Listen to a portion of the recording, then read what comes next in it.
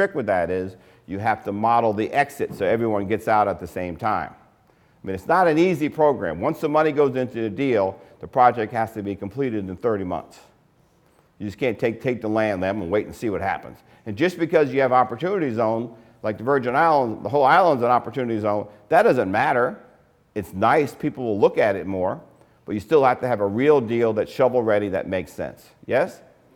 So it's important. So I was sharing this morning, so we look at these projects, we look at the cities and the towns where we're going to do it. Is the city and the town or the local government up to speed to have a very quick entitlement process, getting permits? Are you you're in competition for opportunity zone money. If you're in an opportunity zone, the government leaders have to prepare themselves to be very attractive to developers because we don't have time to waste.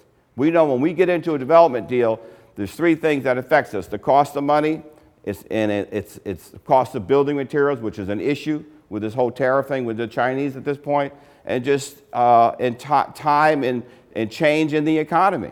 You underwrite a deal today, you want to make sure it's going to pencil when you finish it. So we don't want to go in and have to fight with the government to try to get something approved. That makes sense? So part of the underwriting that we do when we go into a city, I want to understand the culture. Like in Miami, I live in Miami, but I've done very few projects there because it's a culture of corruption for years. I mean, they have a whole separate economy prosecuting developers. Because in order to do business, people hold you up. That's the culture. So I'm very nervous about it. I had it happen to me. We bought a shopping center in Liberty City, and these guys came by one day. I was trying to get a HUD loan to help fix the property up. They came into my office, and Richmond, $300,000, we can get you that $3 million loan. I said, you have me confused with somebody else. Get the hell out of my office. But that's the culture. They ended up going to prison because they did the same thing at the airport. So that's all a big part of doing this. And unfortunately, you see a lot of it in distressed communities. And I like to play within the big white lines. So let's talk a little bit about Alexander Hamilton, and I'll wrap up, who was a favorite son of St. Croix. The father recognized, and he did a lot with his life.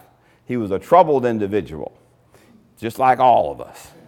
Right? Thanks God for grace and mercy. But he fancied women just like his dad did. So you probably have heard some stories about his life, but one of the things that I thought was really interesting. So he had a gift for financial analysis and reporting, and he was very focused on getting all the records right.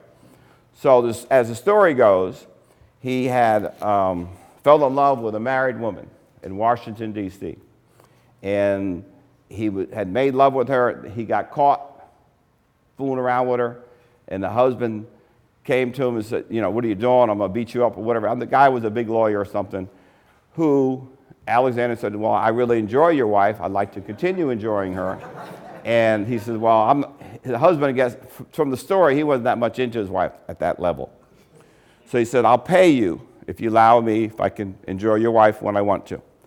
And I'll pay you X amount of money. And the guy says, fine, let's do it.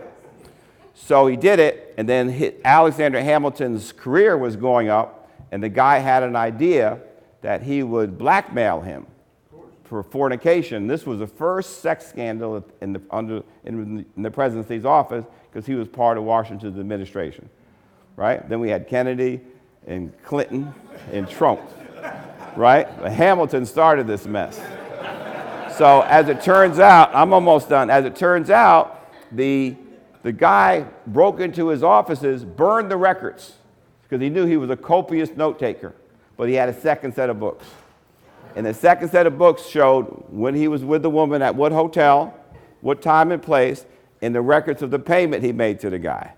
So he couldn't blackmail him. See? So guys, keep records. No.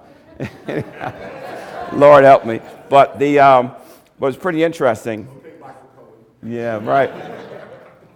But he was brilliant, and he was in line to be president. Evidently, there was a deal. When Washington became president, a couple of the other people who were there, they said, look, I'm next. And he was going to get into it next. And then, unfortunately, he got into this argument and long-running battle with this guy named Burr, who was running for New York governor, which was a very important position at that point. And they got in a fight, and somebody said, look, y'all, why don't you stop this? Let's do what gentlemen do and have a duel. Okay, you sit by that tree, I'll sit by this one. And as the story goes, Hamilton was an expert shooter because he grew up on a farm. And they go to shoot, and he aimed over the guy's head. He didn't want to really shoot.